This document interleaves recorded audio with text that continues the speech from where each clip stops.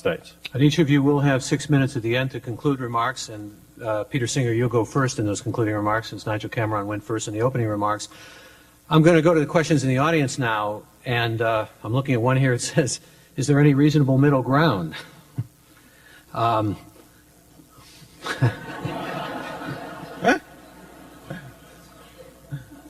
Are we both supposed to answer these? No, actually, it says to both or to either. So why don't you both have a go at it? You want to begin, Peter Singer?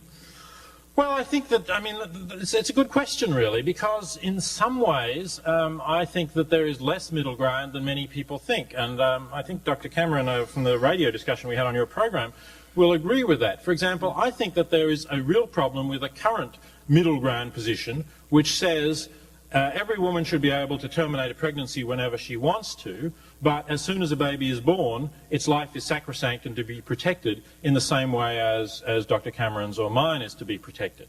I think that's a difficult middle ground because I don't think that the mere fact that the baby has been delivered makes such a huge difference. If you're allowed to kill a baby in the womb, because you know that it has a disability, that it has, let's say, spina bifida or whatever, a common reason why babies are killed in the womb, then there's a really difficult thing to say that as soon as the baby is born, if you didn't know that it had this condition in the womb, but you would have killed it if it had, now you can no longer kill it.